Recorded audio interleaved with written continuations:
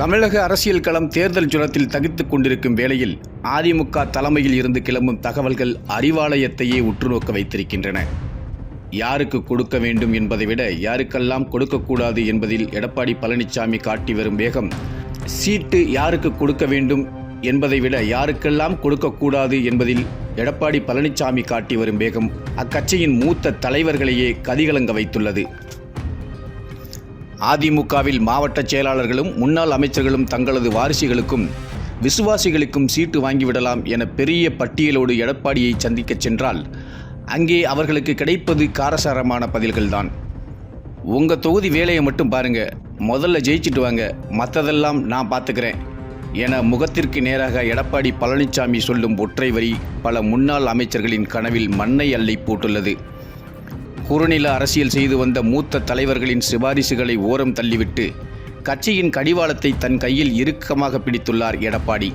வேட்பாளர் தேர்வில் எடப்பாடி பழனிசாமி இந்த முறை எந்த ரிஸ்க்கும் எடுக்க தயாராக இல்லை. பொதுவாக கட்சி நிர்வாகிகள் தரும் ரிப்போர்ட்டை வைத்துத்தான் வேட்பாளர்கள் முடிவு செய்யப்படுவார்கள்.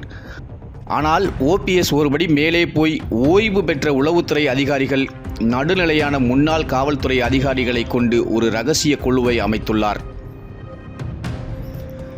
தன்னுடைய தேர்தல் பிரச்சார பயணத்தின் போதே அந்தந்த தொகுதிகளில் யாருக்கு செல்வாக்கு இருக்கிறது, யாருக்கு மக்களிடம் நற்பெயர் இருக்கிறது என்பதை துல்லியமாக கணக்கெடுத்து வைத்துள்ளார்.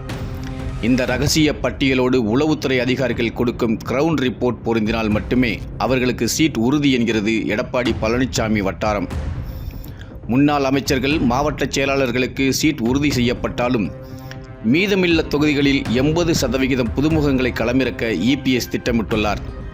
வெறும் பணத்தை மட்டுமே நம்பி வருவர்களை தவிர்த்து தொகுதியில் செல்வாக்குள்ள இளைஞர்கள், படித்தவர்களுக்கு முன்னுரிமை அளிக்கப்படுகிறது.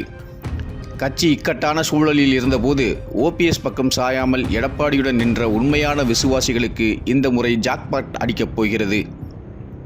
மாவட்ட செயலாளர்கள் பரிந்துரைப்பவர்களே வேட்பாளர்கள் என்ற பழைய மரபை இபிஎஸ் உடைத்தெறிந்துள்ளார். மாவட்ட செயலாளர்கள் தங்கள் தொகுதிகளில் கோட்டை விடக்கூடாது என்பதற்காகவே அவர்களை மற்ற தொகுதிகளில் தலையிட வேண்டாம் என அறிவுறுத்தியுள்ளார்.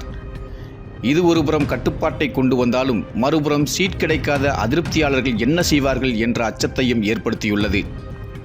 ஜெயலலிதா பாணியில் தனித்து நின்று முடிவெடுக்கும் ஒரு சுப்ரீம் பவராக எடப்பாடி பழனிசாமி உருவெடுத்துள்ளார். இந்த ஆபரேஷன் கிளீன் ஸ்வீப் அதிமுகவிற்கு புதிய இரத்தத்தை பாய்ச்சுமா அல்லது உட்கட்சி பூசலுக்கு வழிவகுக்குமா என்பது தேர்தல் முடிவுகளில் தெரிந்துவிடும்.